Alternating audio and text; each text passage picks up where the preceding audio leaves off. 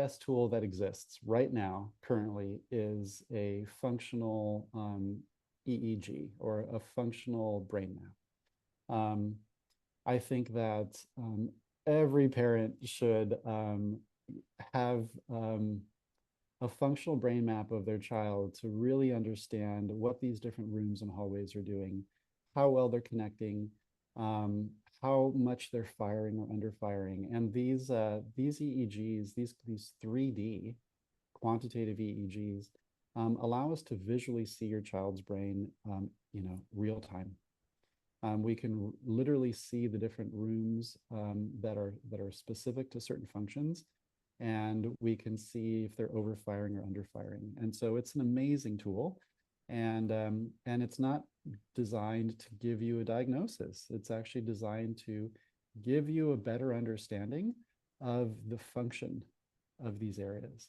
And so it's pretty powerful. It's pretty powerful. Wonderful. Do you have maybe an example that we could see? I do.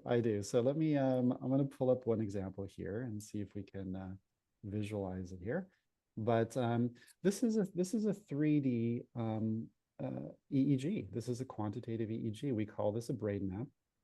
And this is just one view of a lot of things that we get to see with the individual. And so in this case, this person has some slowing in certain rooms of the brain. And those rooms happen to be around a lot of the social areas on this right side. That's going to be social perception, social processing, doing things that are socially appropriate. It's going to be a little bit harder for this individual to be able to do that well. And we say it's not like a light switch. It's going to be more like a dimmer light, where it's going to be a little bit harder to read faces and facial expressions.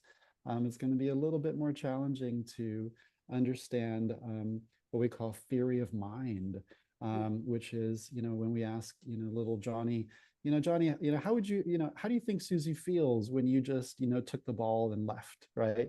Well, sometimes it's not that easy for Johnny to think about how that would make Susie feel if certain regions on the right are not as actively firing and connected. Right?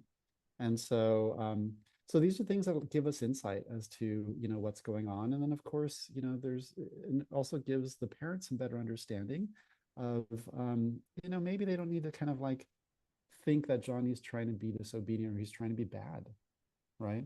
Or he just doesn't care. Sometimes it's more of a can't versus a won't in that instance.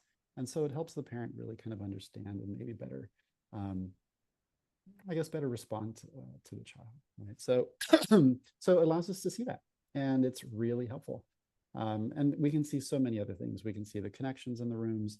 We can see how fast a child processes information, and we can see if certain rooms are over connecting, or some rooms are under connecting, and that also gives us insight as to. I say it doesn't tell us who your child is.